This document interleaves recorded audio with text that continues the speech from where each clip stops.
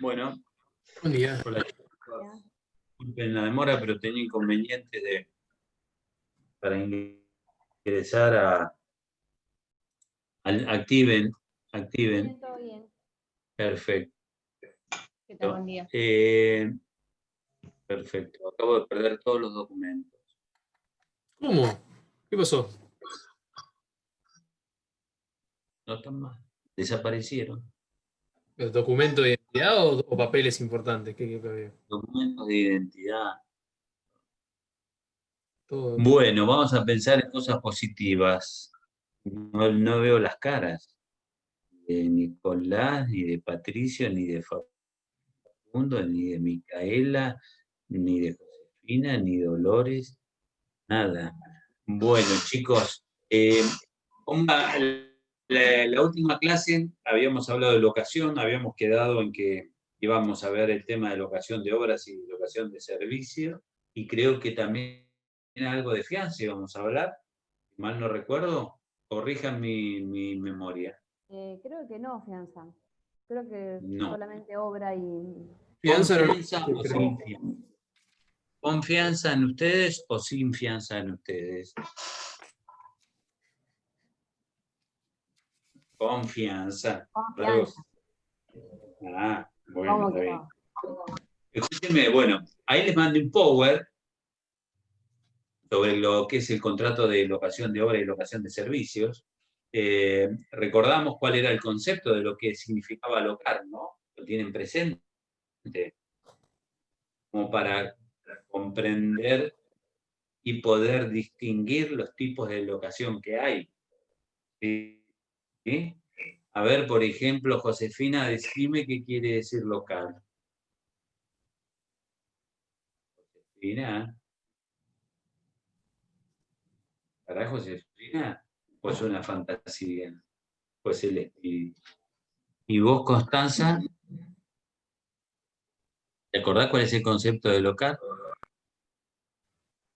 Ahora no me sale. ¿Y vos, Connie? No, yo dije que no cuando dijo Constanza, me confundí de Constanza. No, No me acuerdo, la verdad, no. no se puede. Bien. Josefina. ¿Y por qué no te conectás? ¿No tenés sonido, Josefina? No apareció. Acá en el piso tampoco. Yo lo que me llamó la atención es que vi el auto. Ah, trajiste No, otro, o sea que no. Nada que ver, nada que ver. Bueno, vos, no importa, ya fue. No me averiguás el día vos. Creo que aquí Gracias, perdón. Porque no estás en casa, Josefina. Bueno, la realidad local es cuando alguien le concede el uso de un goce de algo a alguien. Esa es la actividad locativa. Por eso, por ejemplo, le concedemos el uso y goce de una cosa, concedemos el uso y goce de la prestación de una actividad a través de un servicio o a través de en la realización de una obra, a través del conocimiento que uno tiene y que realiza una obra. La particularidad que tiene esto, como le dije yo en la clase pasada, siempre, bueno, el viejo código, en el 1493, hablaba de locación de cosas, de servicio y de obra todo junto, cuando en realidad hay dos tipos de locación. Uno es de una cosa y la otra es una actividad. La prestación del contrato, el contenido del contrato locativo, es la realización de una actividad que puede tender a la ejecución de una obra intelectual o material, o bien a la prestación de un servicio. ¿Está? El viejo código hablaba a partir del artículo 1623, regulaba la alocación de obra y tenía 2 o 3 artículos de la alocación de servicios, pero en realidad la actividad, la alocación de servicios, que esos viejos artículos 1625, 1624 del viejo código refería a los servicios, era cuando se conchavare a una persona, decía el viejo código. Pero en realidad cuando se contrataba la actividad de una persona, la prestación de un servicio, que luego, cuando toma autonomía propia del derecho laboral, ¿sí? En alguna medida la actividad locativa del servicio queda regulada a través de lo que es el contrato de trabajo. Sin perjuicio de eso, nosotros hay actividad, locación de servicio que se presta a través, sobre todo, de las profesiones liberales, del régimen jurídico en las profesiones liberales, como lo veremos en su momento al respecto. Pero el Código Nuevo tiene la particularidad de regular la alocación de obra y de servicios en forma conjunta y tratándolo como realmente López de Zavalía lo distinguía entre estos dos tipos de locación, y no tres como hablaba antiguamente la doctrina. Este contrato está regulado y las disposiciones del código tiene una parte de disposiciones comunes tanto a la alocación de servicios como a la alocación de obra, y tiene una regulación especial para cada uno de ellos en particular. ¿Qué es lo importante aquí? El concepto lo tienen, lo vieron al Power que les he mandado, la verdad, lo estudiaron, leyeron al respecto de locación de actividad y locación de obra y locación de servicios. Fíjense que el código inclusive tiene 2 artículos para lo que es locación de servicios. Y en la parte especial tiene el 1262 al 1277 lo que es la locación de obra. Inclusive, el sistema de locación de obra antes se complementaba con la ley de obra pública, porque no había una regulación específica en las formas de contratación de la obra, que hoy sí el código regula, como vamos a ver a través de los distintos sistemas de contratación de obra. O sea, Alejandro, de qué manera se determina el precio. la denominación de locación de obra y servicios es en la anterior, ahora es obras y servicios, digamos. Está bien eso, la diferencia, ¿no? Sí. Yo Ahora es obras y servicios. porque Exactamente. yo Ahora habla de locación de obras vi, y vi como lo decís vos, locación de obra y servicio, y me fue la duda porque estaba el contrato de locación y ahora figuraba el de obra y servicios. Y se decía, ¿será uno lo mismo? No, y en realidad ahora se cambió el nombre aparentemente, ¿no? ¿Es lo correcto? porque la doctrina, antes el viejo código, como yo les decía, habrá contrato de locación para el uso y goce de una cosa, la prestación de un servicio o la ejecución de una obra. Es decir, que hablaba, si te guiabas por el viejo código, de 3 tipos de locación: cosas, obras o servicios. Pero después, en el 1620 y pico, 1493 regulaba la locación. Fíjense, del 1493 al 1623 el Código Civil de Vélez regulaba la locación de cosas. Después del 1623 en adelante, empieza a regular la locación de obra conjuntamente con la de servicio. Pero, como apuntaba López de Zavalía, en realidad siempre hubo 2 tipos de locación: el alquiler de una cosa, usar y gozar de una cosa, o usar y gozar la actividad a través del despliegue de una determinada actividad. Que esa actividad está tendiente a la prestación de un servicio o a la realización de una obra. Es decir, son 2 clases. Y hoy el código habla de locación de obras y servicios de manera conjunta, porque en realidad responden las 2 a una actividad. Si ustedes me preguntan, yo les pregunto, ¿qué tipo de locación hay? Hay 2, en realidad: una locación de obra una locación de cosas y locación de obras y servicios, o locación de actividad. ¿Por qué? Porque la actividad tiende a ejecutar una obra material o inmaterial, o la actividad puede tender a prestar un determinado servicio. Ustedes me preguntan cómo sería la locación de servicios, y está relacionado esto está relacionado, el tema en sí mismo, con una parte del derecho de las obligaciones, ¿o no? Porque ¿cómo vamos a distinguir después la locación de servicio de la locación de obra? En la medida que cuando alguien concede el uso y goce de su conocimiento sobre su propia actividad en beneficio de otro. Eso está relacionado con las obligaciones de medios y de resultados. Es decir, esta actividad, esta locación de actividad, en la medida que esté comprometido esa actividad que despliega el locador, ¿sí? Llamémosle así, o el contratista. Esa actividad que despliega en beneficio de otro, en la medida que está comprometido el resultado de la actividad, estamos ante una locación de obra. Estamos ante una obligación de qué tipo. Una obligación de qué tipo sería. En el de obra. En el de obras de resultado y en el de servicios de medios. Es de medios. Y la actividad, y acá ve, esto es que cuando tenemos que tener en claro el objeto de la obligación y lo que es la prestación. La prestación en alguna medida, cuando la actividad que yo concedo a favor del otro está vinculada y comprometido con el resultado final, es una locación de obra. En tanto y en cuanto a esa actividad es totalmente independiente de su resultado final, es una locación de servicio. Es un contrato de locación de medios. O sea que quien se compromete a prestar el servicio, se agota el cumplimiento de la prestación con total prescindencia del resultado final de su actividad. Se han representado lo que es un contrato de locación de obra y lo que es un contrato de servicio.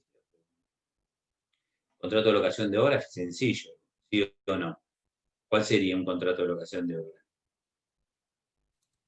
Un contrato que uno realiza con un contratista para hacer un resultado determinado en una casa, por ejemplo, se me ocurre a mí. Puede ser quizás cantantes, pintores, más ese rubro también de obra, ¿o no? ¿O no entraría?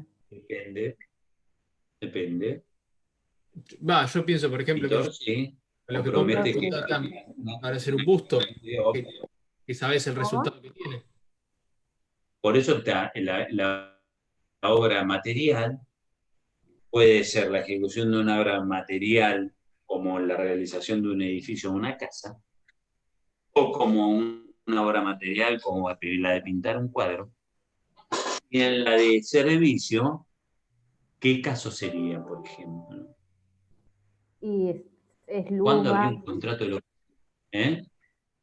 sería luz, gas, agua, pienso, de servicio.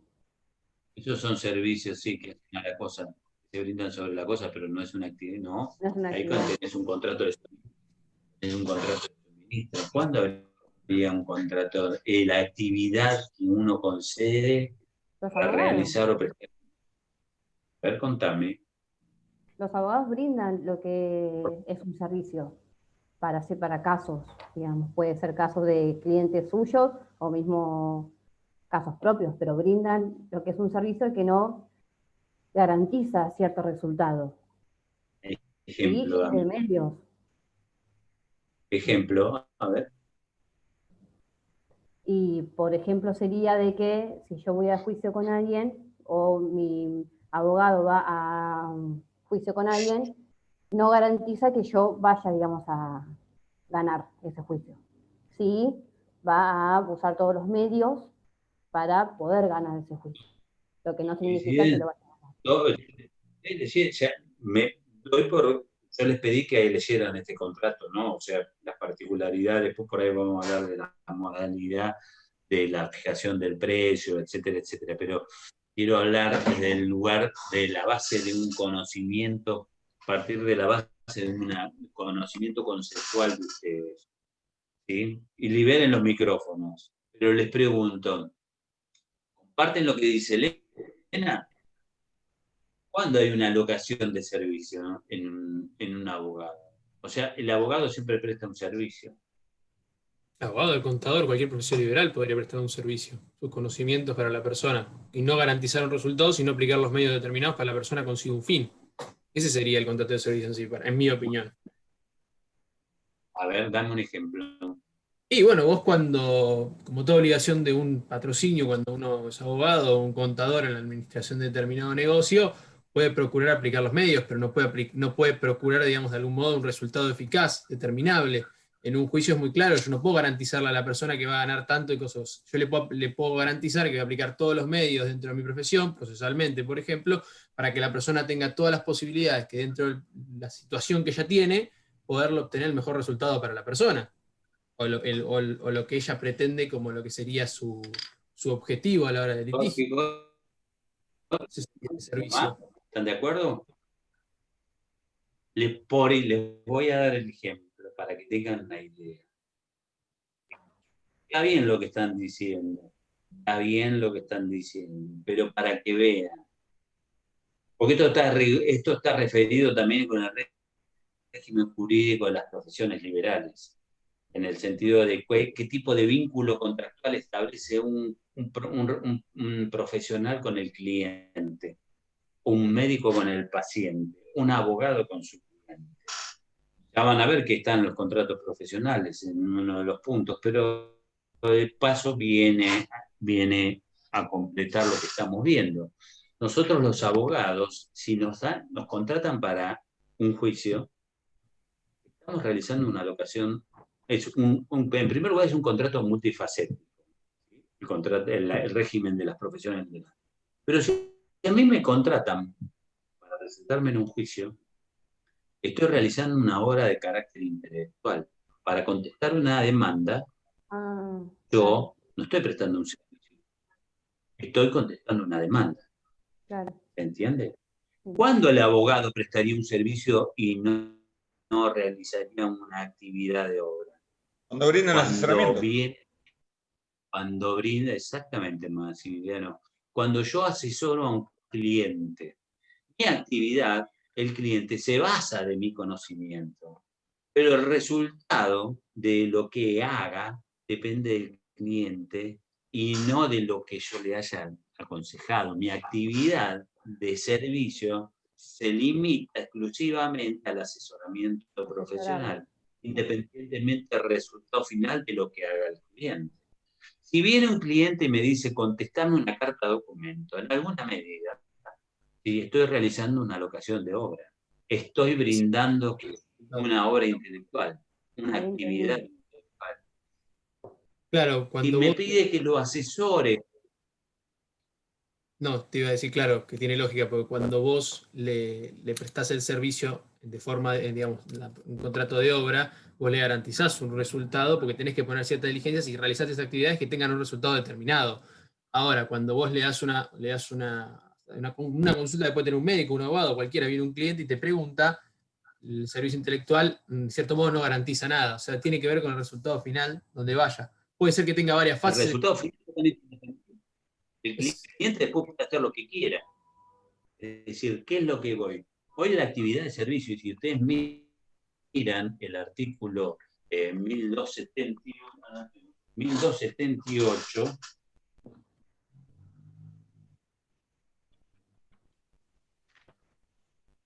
dice así, para las normas, resultan aplicables a los servicios las normas de este capítulo y las correspondientes a las obligaciones de hacer. El contrato de servicios continuados puede pactarse por tiempo determinado. Si nada se ha estipulado, se entiende que ha sido por tiempo indeterminado. Cualquiera de las partes puede poner fin al contrato de duración indeterminada. Para ello debe dar preaviso. La realidad es que hoy por hoy, en lo que es a la actividad de servicio, ¿sí?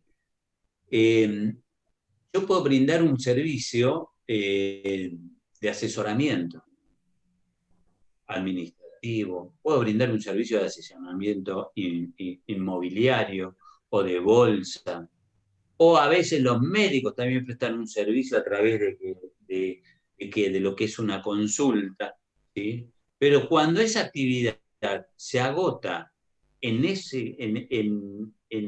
esa prestación y se independiza el resultado, siempre es la locación de servicio. Se aplicarán las normas de este título en algunos aspectos, pero ya vamos a ver que en el régimen jurídico de las profesiones liberales se deben cumplir ciertos requisitos. Pero lo que yo les quería distinguir precisamente de lo que es la actividad tendiente a la obtención de un resultado que se da en un contrato de obra, ¿sí? Y no en la actividad de medios que sería una prestación de servicio. ¿Y Por un ejemplo, contrato con empleado doméstico, por ejemplo? muy bien. ¿Eso qué es? ¿Eso qué sería? Pregunto. Por ejemplo, antes, servicio doméstico, voy a agarrar. Para mí es obra. Pero eso no es Para mí es una laboral, obra. porque es Sí, bueno, dependiente, ¿no? en verdad, ¿o no? ¿Qué opinan? ¿Sí? Servicio y obra dice que es, digamos, de carácter independiente. Y claro, eso dice, creo que en verdad es Sí. más laboral.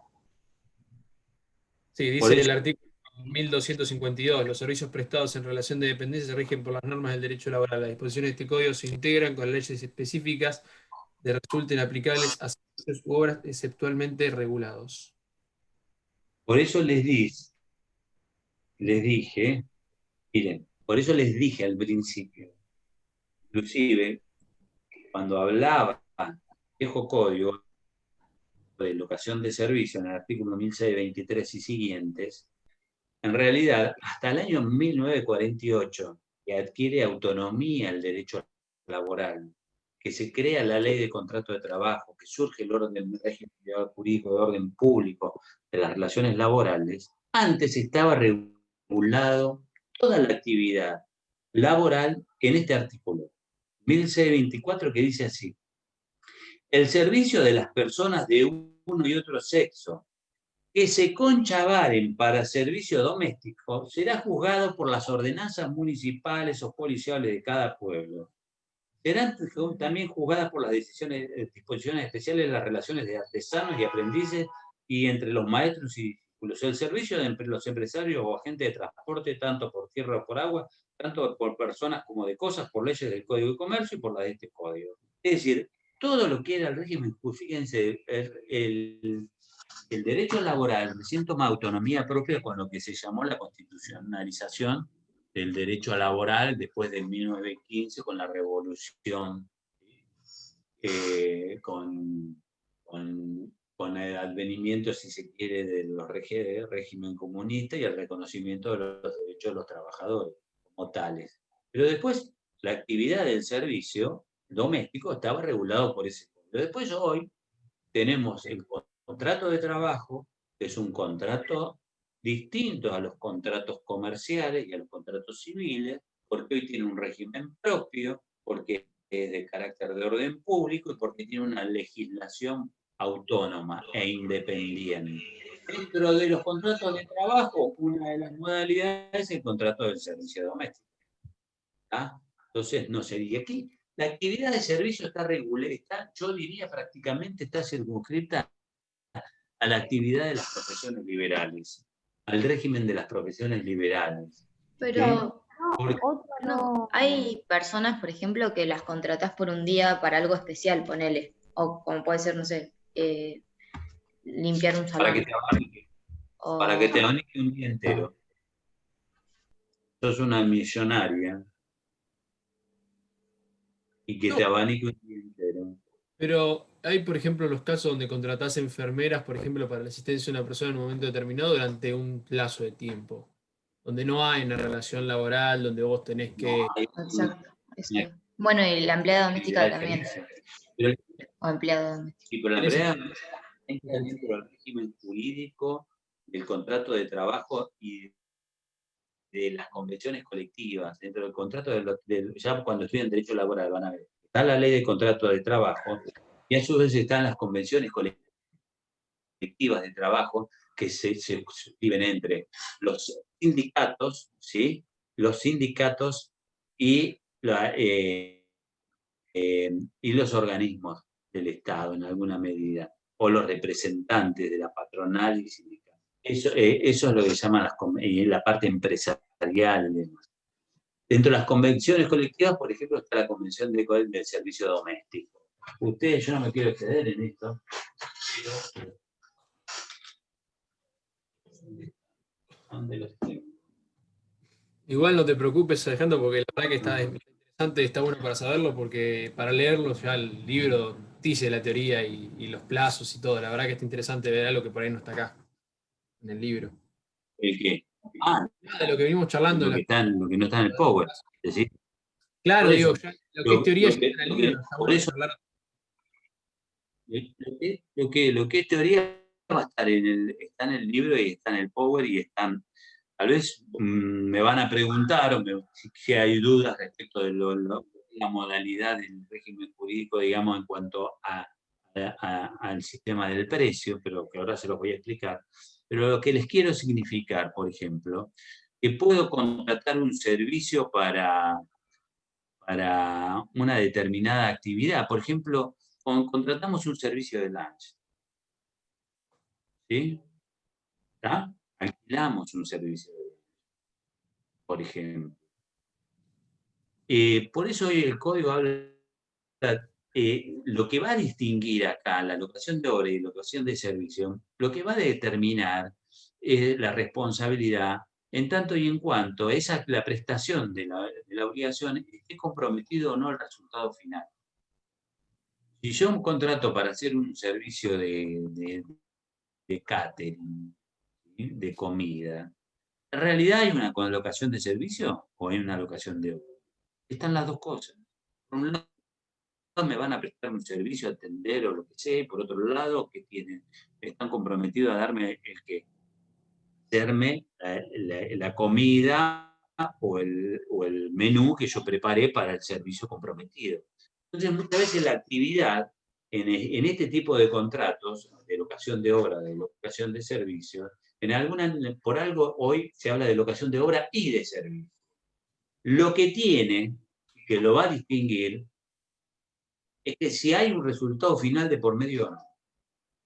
Si yo tengo el resultado final, claro, el ejemplo cuando tenemos una locación de obra, contrato para hacer una obra pública o una obra privada, hacer un edificio, una casa o construir una ruta. ¿Tá? Aunque esos contratos para construir una ruta son contratos con el Estado dentro del derecho administrativo y se verá. Pero en definitiva, puedo hacer que contrate para realizar, qué sé yo, que me hagan en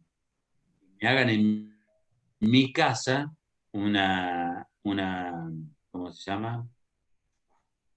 Que me hagan en mi casa, que me construyan una losa, ¿sí?, para hacer un patio en mi casa, que está en mi casa de campo. Claro. Y entonces quiero que me hagan un patio. Ahí estamos frente a un contrato de locación de obra. Ahí vamos a hablar y vamos a ver todo el sistema que hay de quién es el comitente, quién es el dueño de la obra, como se decía antiguamente, ¿sí?, o quién es el contratista o el prestador del que ejecuta la obra. ¿Sí? Y en realidad el locador es siempre el que paga el precio. Hoy el código inclusive aclara el concepto porque el prestador del servicio, ¿sí?, o el contratista es el que ejecuta la obra, el antiguo ejecutor que ejecutaba la obra. Y el comitente es el que se llama el dueño de la obra antiguamente, o el que encargaba la obra, el comité. O sea, la parte quien se va a ver beneficiado con el resultado de esa obra que se encomendó. Una de las particularidades que tiene que este tipo de locación de actividad, es un contrato que se presume oneroso. No es lo mismo como en la locación de cosas. El contrato de locación de cosas es oneroso. ¿Saben por qué? ¿Qué diferencia habría entre un contrato oneroso y otro que se presume oneroso? Pregunto.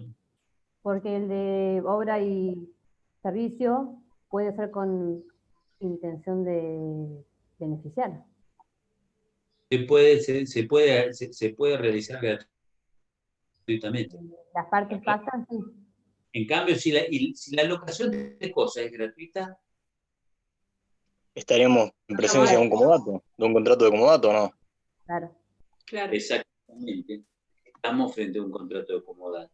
Entonces, esa es la diferencia entre lo que hay un contrato oneroso de un contrato que se presume oneroso. ¿Qué significaría esto que se presuma oneroso este contrato? En alguna medida. Hay un artículo, ¿sí?, del código, ¿sí?, que es el 1255, creo, no me equivoco.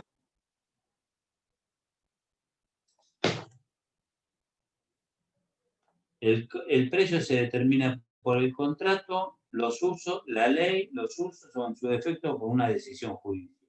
¿Sí?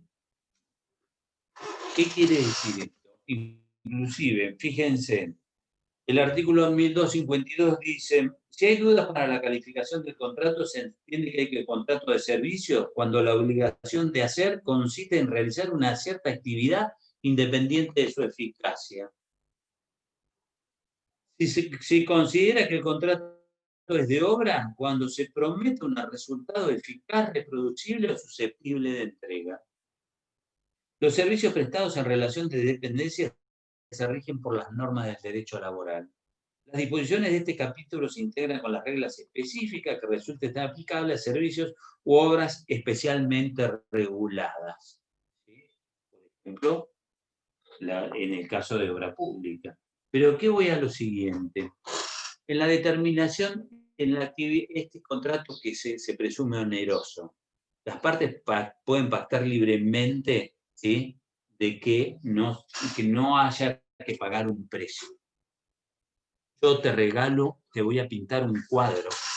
Me comprometo a pintar un cuadro y no te requiero ninguna contraprestación. Hay una alocación de obra, ¿sí? Y a su vez, ¿qué hay ahí? Una liberalidad, una donación. Ahora bien, como la actividad locativa de estos contratos en el ámbito del derecho comercial se presumen onerosos, la actividad esa se presume onerosa, quien presta un servicio en función de sus conocimientos, de sus habilidades, ¿sí?, y de su propia experiencia, se presume que es oneroso y que por lo tanto tiene derecho a una retribución, aunque nada le hubieran pactado. Por eso te dice que el precio se determina por el contrato, o la ley, los usos o la decisión judicial, no lo hubiera. Supongamos que me encargan la ejecución de una obra, de pintar un cuadro, y nada decimos respecto del costo del valor de esa obra. ¿Ah? Esto no quiere decir de que no tenga derecho a retribución. Puede ser que si bien no se pactó como la actividad se presume onerosa, va a tener derecho el artista a exigir el pago de un precio por la realización de esa obra. En el caso del régimen jurídico de las profesiones liberales, que la profesión liberal es aquella que requiere conocimientos técnicos específicos, requiere un título habilitante, requiere una regulación propia, están sujetas a colegiación, están subordinados a actividades disciplinarias y demás.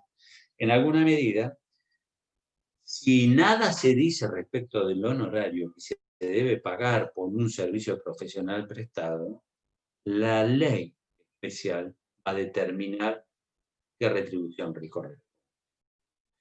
El viejo, esto es para hablarlo mucho tiempo, pero en el viejo código había un artículo, el artículo 1627 de la locación, que decía que la actividad se presume onerosa.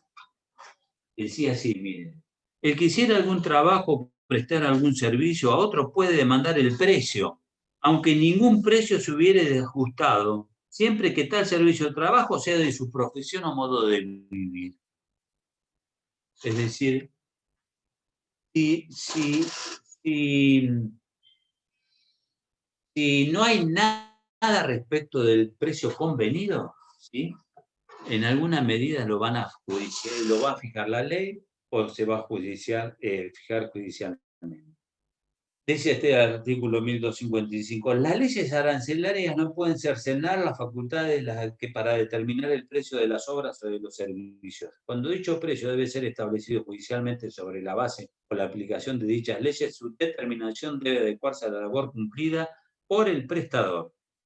Si la aplicación estricta de los aranceles locales conduce a una evidente e injustificada desproporción ante la retribución resultante y la importancia de la labor cumplida, el juez puede fijar equitativamente su retribución. Si la obra o el servicio se ha contratado por un precio global o unidad medida, ninguna de las partes puede pretender la modificación de ese precio respectivamente. ¿Qué es lo que quiere decir acá?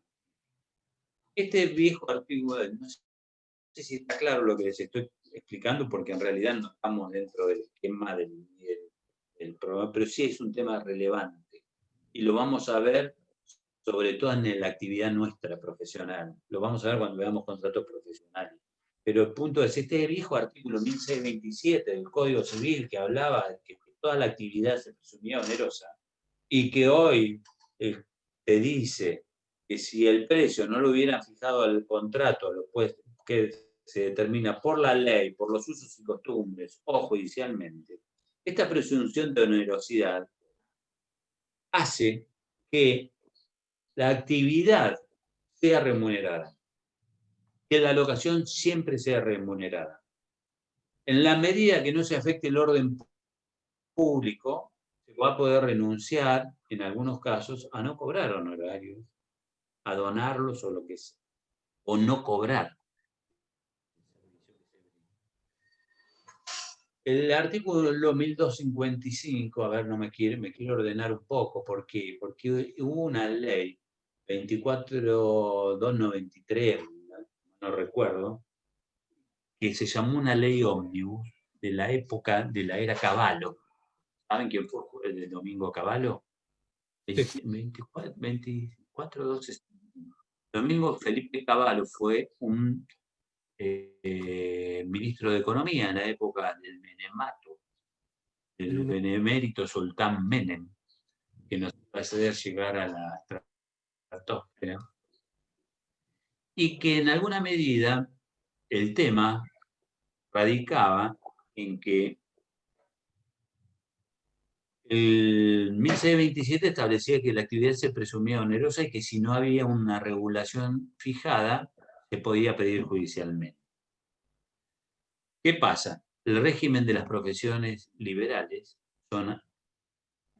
es un régimen regulado. Ustedes dieron constitucional ya, ¿no? Sí. ¿Sí o no? Derecho constitucional. Sí. Bueno, Es el primer año. ¿se acuerdan cómo se constituyó?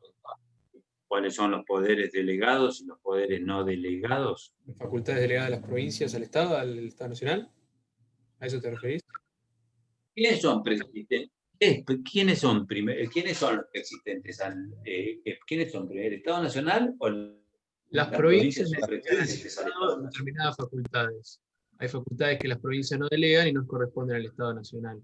El artículo 126, si no me equivoco, la Constitución. Tenía que revisar ese artículo. El 121. El tema es así, brevemente, porque nos vamos a ir para todo. Nos vamos a ir para un montón de lugares. Doy por presumido de que han visto, ¿no? También las provincias son preexistentes al Estado Nacional. Todo el poder no delegado. Ahí está. Las provincias son preexistentes, o sea que el poder del Estado descansaba en cada una de las provincias. Cuando llega la unificación en nuestro país y se decide adoptar la Constitución de Estados Unidos, copiar la Constitución de Estados Unidos, tomar los bases y puntos de partida de Alvear y demás, se crea un modelo federal en alguna medida que poco tiene en la práctica de real. Pero que eran, las provincias dijeron, bueno, está bien, delegamos facultades en la administración central, delegamos facultades al gobierno nacional, le damos el artículo 75 a través del Congreso, les vamos a delegar las siguientes facultades y las enumera el artículo 75 de la Constitución del Nacional.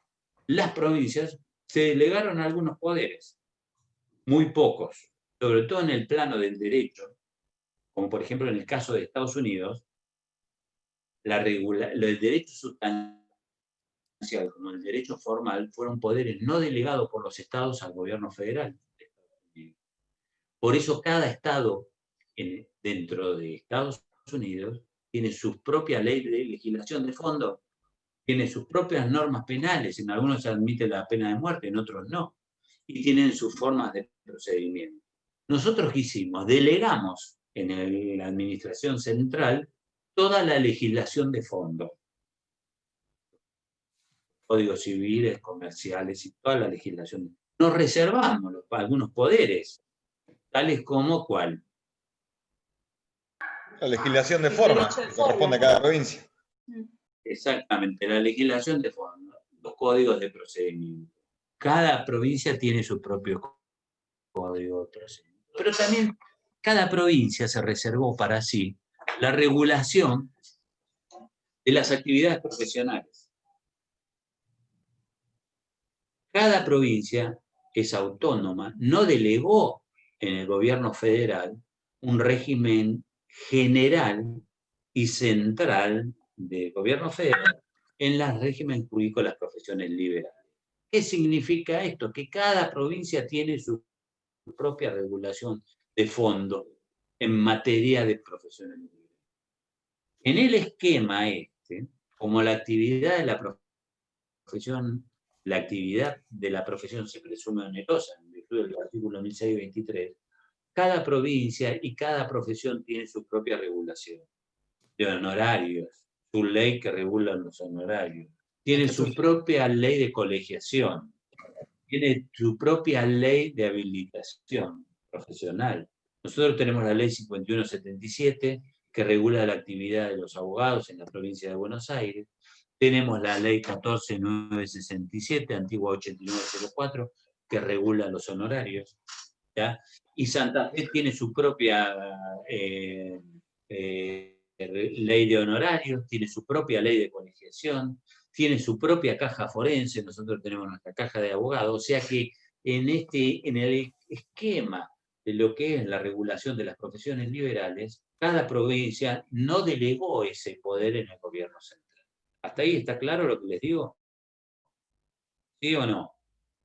¿Qué tiene que ver esto que les estoy diciendo ahora con este artículo 1255 y que habla después de decir de que el precio se determina por el contrato, por la ley, los usos y costumbres, o lo que dispongan los jueces, y a renglón seguido dice, cuando las leyes arancelarias, ¿sí?, superen determinado monto, los jueces podrán morigerarlo? Porque esta ley ómnibus que dictó Cavallo avanzó sobre las legislaciones provinciales en materia de regulación de honorarios de actividades y le dio a la potestad a los jueces para que modifiquen las pautas arancelarias. ¿Está? Perdóname. Hola. Sí, ¿qué tal, Mónica? ¿Tiene mi documento? Qué grande, Mónica. Gracias. Gracias. Chao. Encontraron el documento. Un alivio. Que viene. Hay gente buena. ¿Eh? Sí, hay gente buena. Se le perdió Te voy a avisar porque estaba... ¿Cómo le desapareció el documento? Mirá, en realidad estaba a las 11. A las 11 tenía que estar en una escribanía. Yo tengo el estudio acá en Guido. Sí, Mónica. Bueno, perfecto. No, sí, déjemelo, ¿sabe dónde? ¿Veo dónde ponen ahí en el costadito? Sí, en el costadito de la entrada del taller. Yo voy a ir a buscarlo ahora cuando termine una clase de la facultad. Sí. Sí, donde... Bueno, ahí voy, ahí voy. ¿Listo? Gracias, Mónica, por todo. Chao. Es la encargada del edificio. A las 11 tenía que estar en una escribanía. Yo tengo el estudio en Güemes y Garay, frente a la Fonte de Oro, arriba de Ricky Sarcani. Cuando quieran comprar zapatos, ¿sí? Bueno, vienen arriba y me visitan. ¿Güemes y Garay No, a dónde? ver que está todo entonces. Güemes entre Garay, arriba de Ricky Sarcani, arriba de Osiris. Arriba ahí enfrente de la fonte.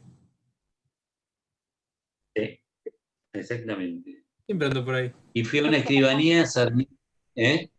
La Y fui a fonte, una escribanía en Sarmiento y Garay. Entonces, para no llevarme todos los documentos, me saqué el documento y me lo llevaba con el celular. Cuando iba caminando, tenía el documento que se me pegó acá en el celular. Hablo del celular, se me cayó, no, lo perdí y alguien de buena fe me lo encontró y como figura mi domicilio, se lo llevaron a la encargada del edificio, por suerte. Bueno, ¿qué les iba a decir? Miren las cosas que me hacen. Esto, si me llegan a ver, Bueno, voy a esto. Este tema que les estoy planteando es algo muy importante porque realmente va a tener mucha trascendencia en la práctica profesional, porque las leyes arancelarias de abogados, por ejemplo, la 14.967, por ejemplo, es la Biblia. Para nosotros, la Biblia, la Torá o el Corán o lo que sea. ¿Está? ¿Por qué? Porque en el régimen, en las profesiones liberales, lo más difícil que tenemos es aprender a cobrar. Porque la actividad profesional, en alguna medida, como se brinda a veces un servicio, es inmaterial. Yo voy, capaz, me gasto 20 lucas en un zapato de Ricky Sarcani que me va a durar menos de un año. Tiene una obsolescencia programada, por así decirlo. Pero si viene alguien y le tengo que contestar una carta de documento y le cobro 20 lucas, creo que me tira por el balcón. Obviamente que tal vez esa carta de documento, sentado cuando vienen a me cuestionan, digo, son tantos años de trabajo, o tantos años de estudio, o el conocimiento aplicado en alguna medida responde a la actividad profesional. Va a depender del año que esté gritando, ¿no? Obviamente que sí. Obviamente que sí. La ley de honorarios establece que los honorarios de los profesionales es de orden público, que son irrenunciables y que tenemos derecho a cobrar los honorarios. Y es más, el beneficiario del trabajo profesional nuestro es solidariamente responsable del pago de nuestros honorarios. Si yo gano un juicio a mi cliente, por la ley de honorarios, tengo derecho a cobrarle al que condenan en costa, generalmente el que pierde paga. ¿Hasta ahí está claro? Pero como mi cliente es solidariamente responsable, si no me paga el que está obligado, me tiene que pagar el que recibió el servicio profesional mío. Y tengo derecho a cobrarle al cliente. Es lo que pasaba. Y establecía estándares y mínimos y máximos la ley de honorarios que se deben percibir en materia. Les estoy dando una clase de contrato profesional. Claro. La ley de honorarios establece mínimos y máximos.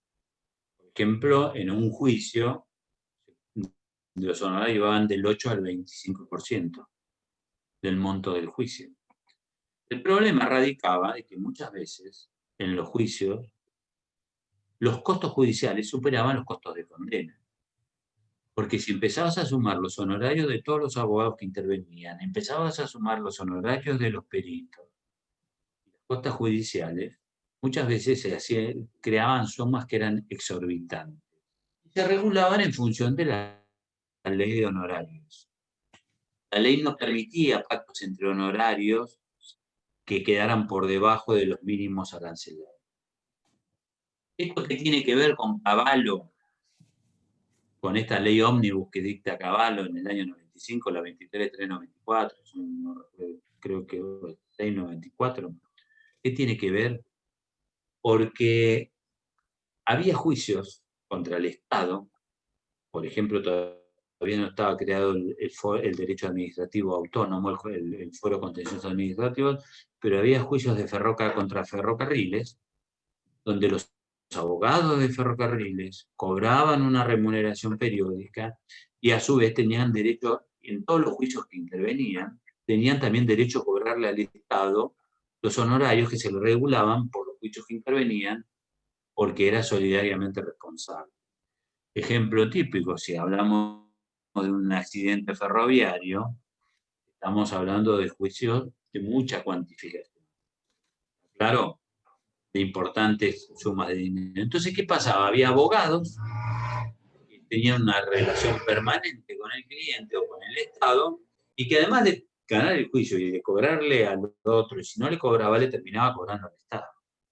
Entonces, Cavallo dijo un momento, vamos, las leyes arancelarias, si bien son provinciales, a través de la modificación del artículo 1627 y la incorporación de la segunda parte del 1255, si lo leen, se van a fijar que establece que más allá de lo que dispongan las leyes arancelarias particulares, ¿sí? Las leyes arancelarias dicen no pueden cercenar las partes de determinar el precio de los servicios y de los honorarios. Es decir, hay una intromisión del poder federal sobre las autonomías provinciales. En un momento se planteó la inconstitucionalidad de este tema y hubo un caso, Banco de la Pampa con Cuevas, que determinó la constitucionalidad de este artículo 1627 y lo que hoy regula el 1255. Lo que les quiero significar, ¿por qué? Porque muchas veces, y esto hay que reconocerlo, nosotros, los abogados, somos parte del sistema y muchas veces generamos también estas propias reacciones del sistema. En el plano laboral, para que tengan una idea, es un sistema que también es bastante perverso, porque se admite el pacto de Quotality con el trabajador del 20% y se cobra el 20% de la otra parte. Y en alguna medida, bueno, hay toda una serie de circunstancias que se los diría en una clase presencial, pero no grabada. No, mentira. Pero nos estamos excediendo y nos estamos yendo de fuera del tema. Pero es importante el tema que sepan de lo que es la actividad de la locativa en materia de servicios, ¿sí? Y de obra, siempre se presume remunerada. Y si nada pactamos, ¿sí? Serán los usos de costumbre, serán los jueces los que nos van a determinar el derecho a retribución. ¿Está? Pregúntenme lo que quieran, chicos. No, quedó re claro. ¿Está? Sí, sí. Pero dudas con respecto a locación de obra y locación de servicio, una duda en general. Contrato. Yo sí. Dale. Eso sí. En cuanto a las obligaciones de cada parte del contrato, en cuestión de todos los contratos, no es solo en este, hacemos hincapié en cada detalle, porque en las clases quizás no se ve tanto, pero bueno, la bibliografía claramente está, y hay detalle de... No. Sí, Josefina, no. Obviamente que tienen que saberlo. Lo que pasa es que a mí sin duda. no nos da tiempo. Yo les digo, para lo que está en el libro, está en el código.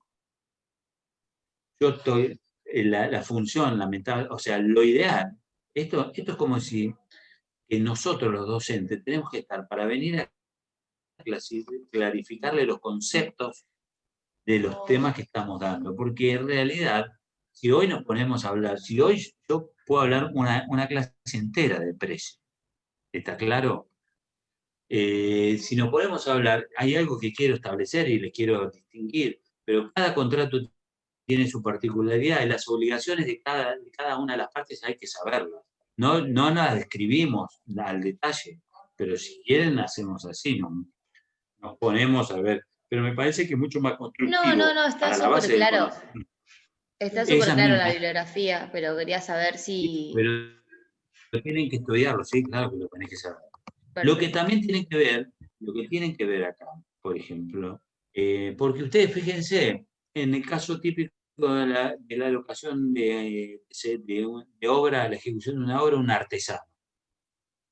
el contrato para que me haga 100 collares, 50 collares. Y el artesano que está más colgado, que vive colgado a una palmera, por así decirlo, que no sabe manejar el precio, no lo determinara o no lo fijara, bueno, tendrá derecho a que ¿Cuáles son las obligaciones de las partes? Y bueno, se desprende, y es algo que quiero explicarle, sobre todo en lo que es la locación de obra. ¿Cuál es la obligación que tiene el que presta el servicio? ¿Sí? O el contratista. ¿Y cuál es la obligación del comitente en la obra? ¿Sí? Ustedes van a ver que a través de la lectura del código, a través de la lectura del libro, van a ver que se pueden dar distintas situaciones. En primer lugar, esencialmente el objeto, la obligación principal que tiene el prestador del servicio contratista, ¿cuál es? Es la de ejecutar la obra en la forma convenida y en los plazos convenidos.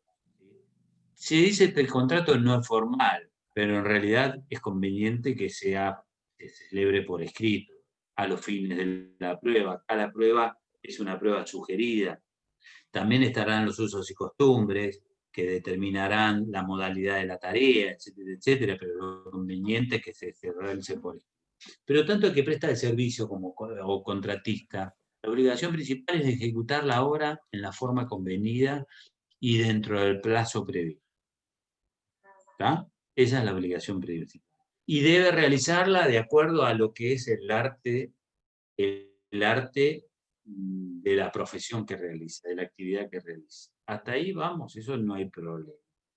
Puede haber distintas modalidades en el contrato de obra, porque puede ser que el comitente le provea los materiales, puede ser que el contratista o el que realiza el servicio ponga los materiales, y esto está en función también de lo que es la determinación del precio en la obra. Porque ustedes vieron que hay distintos sistemas de determinación de precio. Tenemos el sistema global, de precio global, o sea, muchas veces lo que se llama contrato de obra llave en mano. Encargo al que me haga la casa y me la entrega llave en mano por un precio global, donde en alguna medida nosotros tenemos 3 sistemas de determinación de precio en la locación de obra. Por coste y costas, por unidades de medida o por ajuste alzado o, ¿cómo se llama?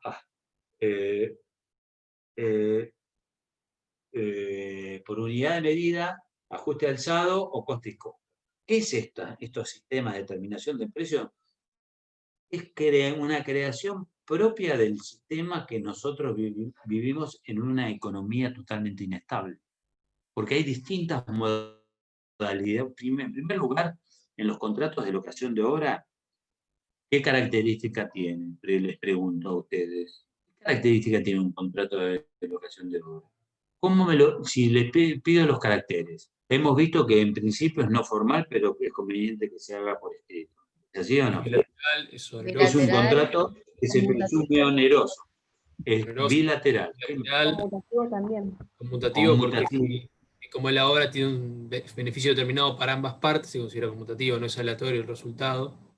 Es nominado porque está dentro del código, está establecido dentro del articulado del código. Sí, y el más importante no me lo dicen. Cooperación. No. Josefina no es lo que dijo Josefina. ¿Es un contrato de qué tipo? De duración, de prestación, de prestación periódica. No es un contrato de cumplimiento inmediato, instantánea. No es o sea, un contrato de duración. Profe, ¿no es lo mismo decir de ejecución diferida? Tracto sucesivo es para mí. O bueno, lo que tengo entendido. Tracto sucesivo.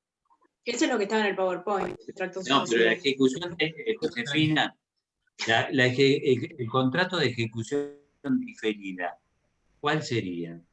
Pensá, celebramos un contrato hoy que se va a ejecutar a partir del 1 de diciembre. Ese es un contrato de ejecución. Celebra un contrato de locación el 10 de noviembre. Y la locación es a partir del 1 de diciembre, ahí estamos difiriendo el comienzo de la locación. O sea, se difiere en el tiempo cuando comienza o se ejecuta ese contrato. Que puede ser de cumplimiento inmediato o no. Claro, pero ese es un contrato de ejecución. Este es un contrato de tracto sucesivo de duración. Es de largo plazo, generalmente. Un plazo que no se, que digamos, es un contrato que se ejecuta en el tiempo. Vamos. Entonces, estos sistemas de determinación del precio, que los establecía no el viejo Código Civil, porque el único artículo que hablaba era 1627, que decía que se presumía oneroso, sino que estaba la Ley de Obra Pública, que establecía cómo se determinaban los precios en la ejecución de la obra pública. Y es lo que hoy consagra, ¿sí? El artículo, a ver.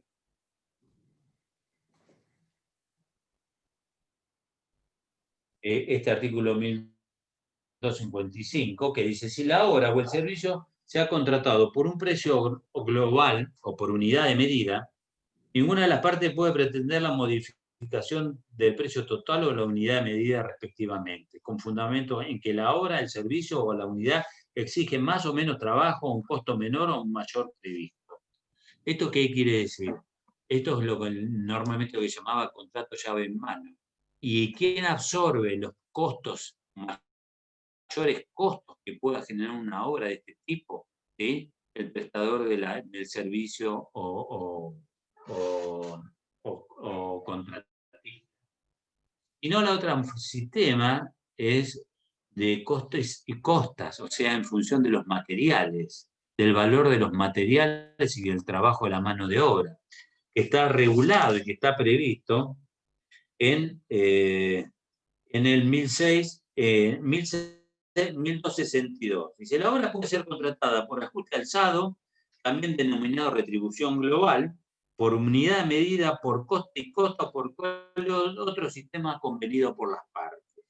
Cada uno de estos sistemas tienden precisamente a tratar de mantener las bases del negocio. ¿Está claro? El sinalagma contractual. Entonces, muchas veces, la determinación del precio va a ser variable porque un contrato de duración, a veces hay mayores costos, aumenta de precios, etcétera, etcétera. Entonces están estas modalidades de contratación de determinación del precio para evitar que, precisamente, el desequilibrio contractual en lo que es hacia el valor del contrato. Si se contrata por coste y costa, se va a ir pagando según las variaciones de los costos, mayores o menores costos que tenga la obra, mano de obra, etc. Si se contrata por unidad de medida, ¿sí? Yo construyo cada 100 metros te cobro tantos pesos. ¿Claro? Y se paga fraccionadamente. Lo que permite hoy el código es que haya una autonomía absoluta de la libertad para contratar o determinar el precio. Pero estos sistemas, en alguna medida, son los que permiten evitar las variaciones o los desequilibrios negociales en este tipo de cosas. El principio general es que hay libertad absoluta para determinar el precio. No obstante, el código establece cuáles pueden ser las pautas. En las obras públicas, por ejemplo, construir una ruta, generalmente se contrata por unidad de medida. Cada 10 kilómetros vale tanto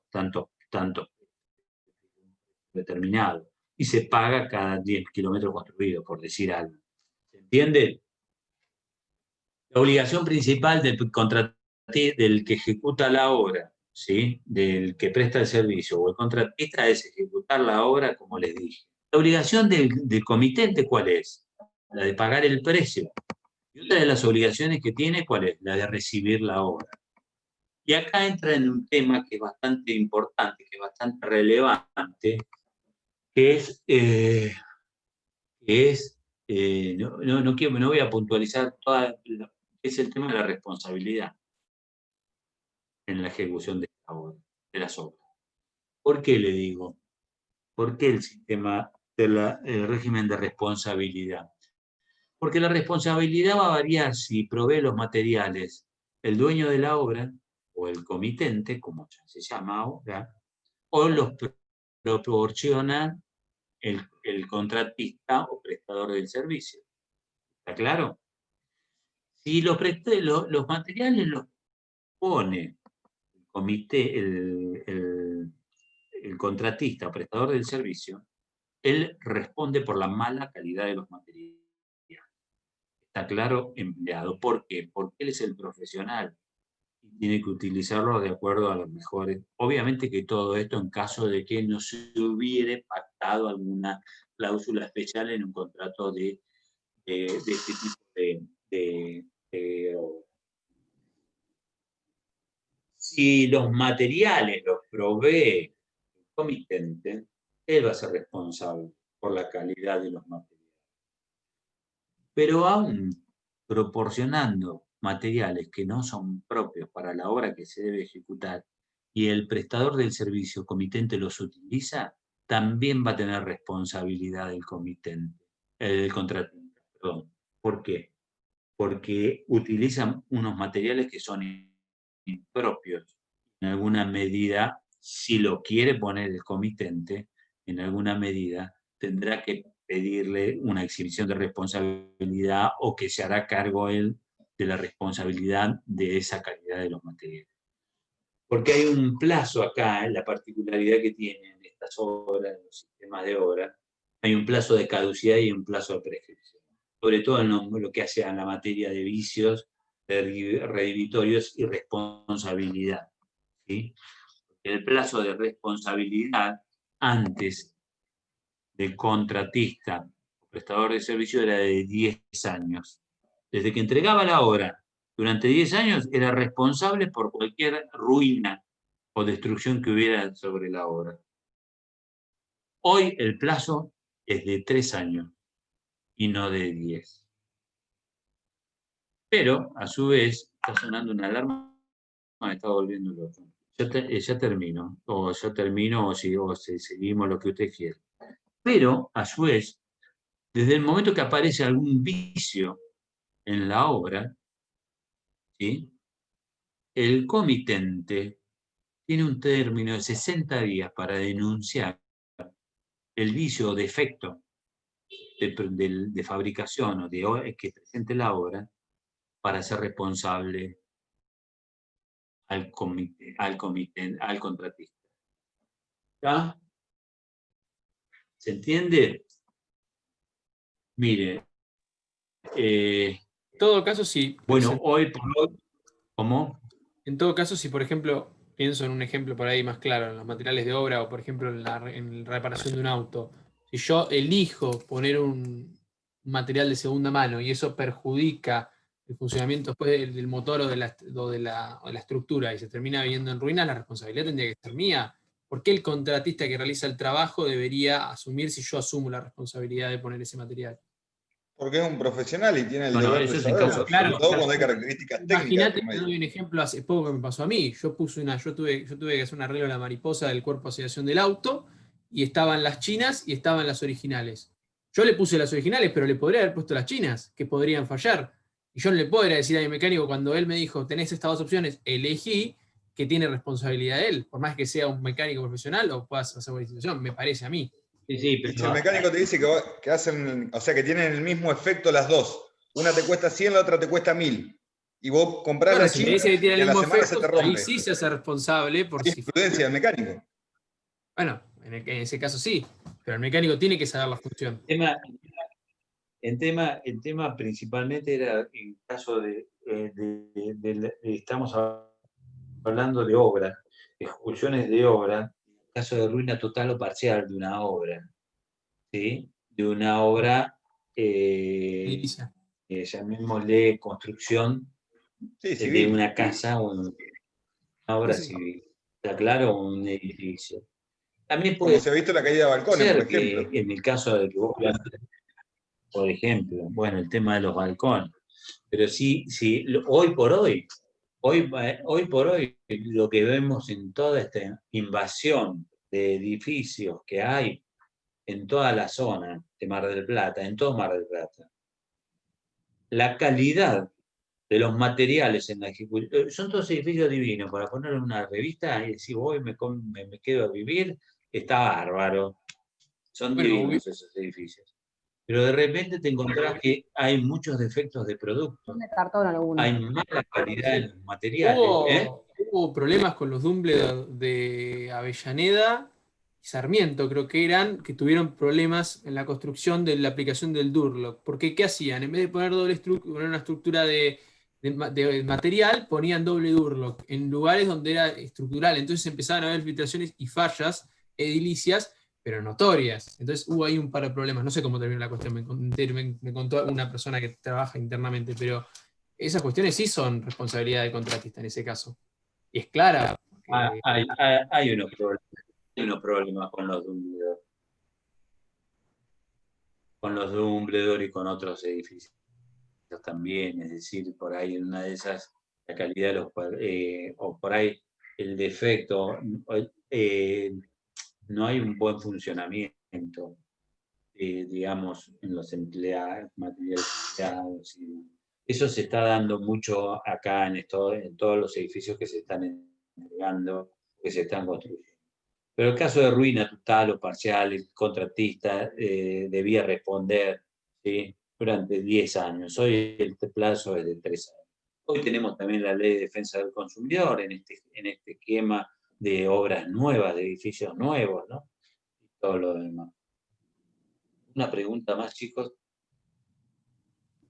No, ¿Alguna duda? Profe, me queda una duda con lo que hablamos de precio Hicimos y una de clase. honorarios. Dale. Pero Lo me que se gusta planteó, porque estamos hablando partiendo de la base del conocimiento.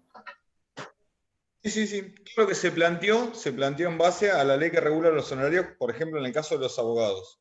Pero eso se plantea en términos de lo que es exigible en el marco del contrato ante un incumplimiento. No obsta de que lateralmente las partes, abogado y cliente, puedan pactar otro tipo de precio por el servicio.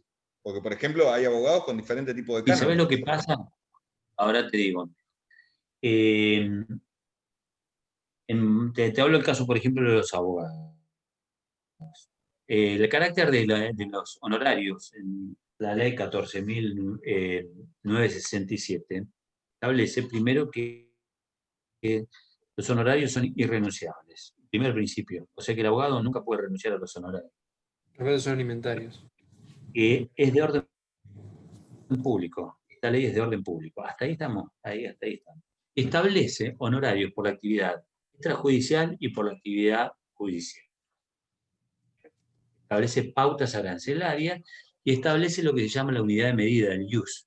El IUS es el 1%, es el 1% de lo que cobra un juez de primera instancia, el valor del IUS. En función de esa unidad arancelaria, se fijan hoy por hoy los honorarios. ¿Ahí vamos? Sí. Pero ¿qué pasa? La ley, como es de orden público, establece los mínimos y máximos, tanto sea en materia judicial como en la actividad extrajudicial. Y en principio, los honorarios se aplican lo que establece la ley. Las partes pueden convenirlo libremente, sí. El espíritu de la ley de honorarios es que haya estándares mínimos y máximos para no generar la competencia desleal. El problema que hay es que, por supuesto, en frente a la cantidad de actividad de abogados que hay, etcétera, muchas veces, en función de tomar el asunto y demás, se contratan por debajo de estos mínimos legales que establecen. ¿Está claro? Eso no lo podemos evitar. Lo que pasa también que el abogado que por ahí pacta un honorario por debajo del mínimo legal, después por lo que dice la ley, como es irrenunciable y es de orden público, hasta le puede cobrar la diferencia al cliente. ¿Está claro lo que digo, Maximiliano? Sí, no, mi consulta básicamente radica también en la naturaleza del Consulta las contrato que usted cobro. hizo mención. La consulta las cobro. La Pandemia pregunta. más todavía, doble. No, la pregunta Sí. radicaba básicamente en la naturaleza del contrato, porque al brindar un servicio de tipo intelectual, por eso hay una variación en lo que es el canon. Amén de que la ley regule el mínimo, que es lo que fija el juez en la sentencia, el mínimo honorario en base a la ley. No, pero vos, por ejemplo, vos venís acá y me decís, bueno, quiero que me redactes un contrato. ¿Sí? Por ejemplo, para que tengas una idea. Sí, básicamente a eso me Por hacía los referencia, profe. actuación ante la justicia penal. Honorarios. Honorarios mínimos por actuación extrajudicial. Entonces te dice, por ejemplo, una consulta por escrito, 2 euros. 1.870 por 2, 3.700 pesos, ponele honorario. Vos tenés derecho a cobrar esto. Pero vos por ahí, si yo vengo, ¿vos te crees que yo las consultas las cobro 2 euros? No las cobro. Obviamente que no. Nadie las cobra. Vos saben, está en Buenos Aires, que te cobran por el tiempo, en Estados Unidos y demás. Estudio de información es 3 euros. Bueno, vos cuando viene un cliente o alguien y vos tenés que realizar una actividad que está fuera, digamos, de lo que es la contestación de una demanda o una actuación judicial, yo, por lo menos, le hablo al cliente y le digo, estas son las pautas mínimos de honorarios que tengo para cobrar. En función de ellos se los cobro. ¿Está claro? Pero nada obsta, por lo que dice el código, ¿está claro? Lo que dice el código, a que nosotros podamos pactar libremente el honorario que querramos. Ahí va a haber una colisión entre lo que dice la ley de honorarios y lo que dice el código de fondo.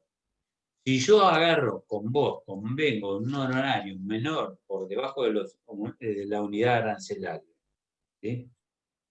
Porque puedo pactarlo de la manera, digamos, como dice el 1255 segunda parte. 1252.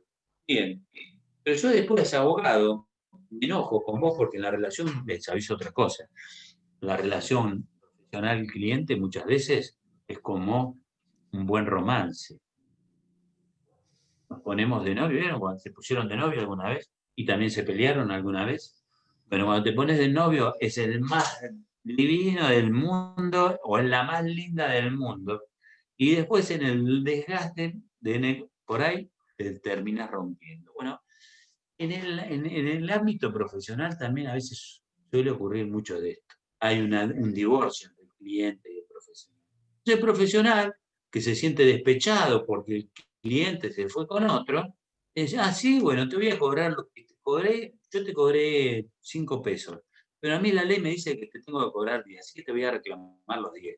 Por más que haya pactado otra suma. Les digo esto desde el punto de vista de la práctica de la situación. ¿Está claro, Maximiliano, lo que te digo?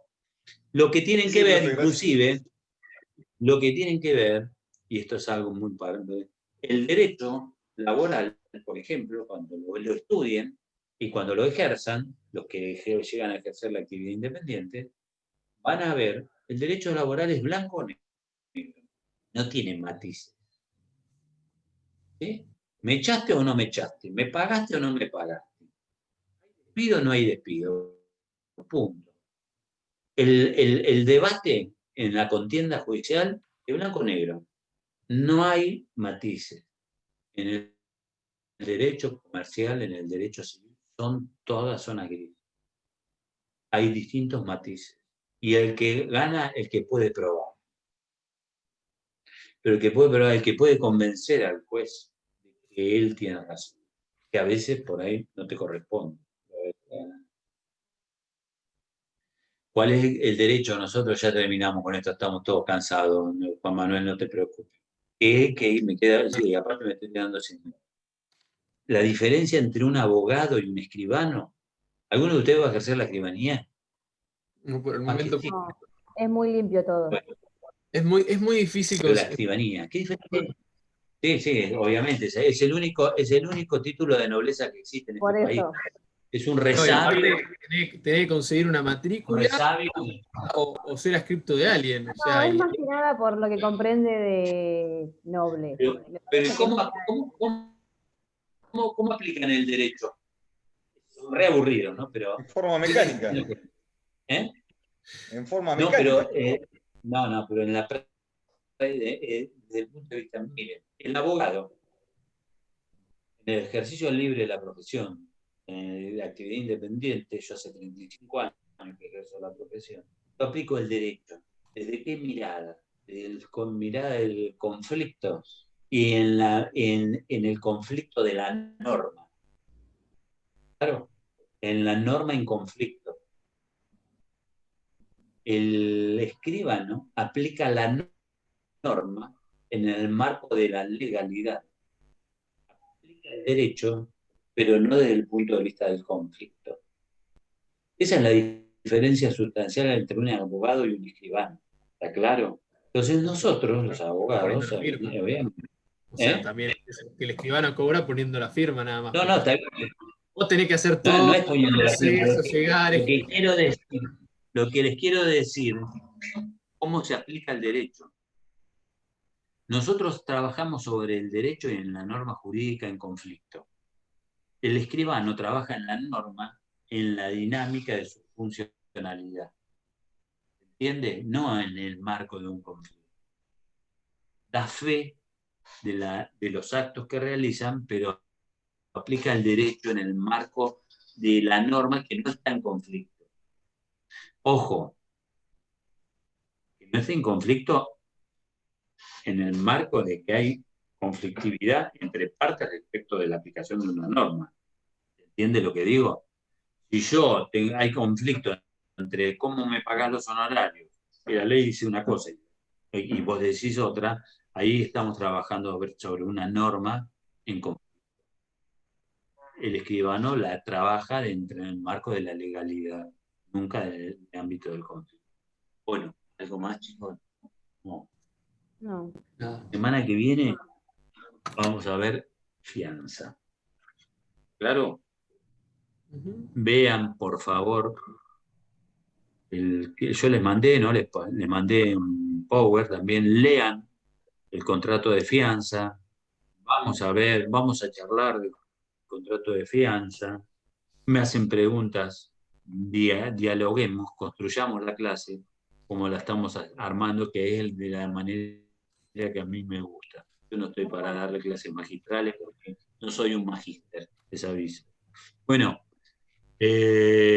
nos vemos Muy buenos estos días. la próxima semana. Chau a Dale. todos. Fin de semana largo, así que me estudian todo fianza. Estamos estudiando, estoy con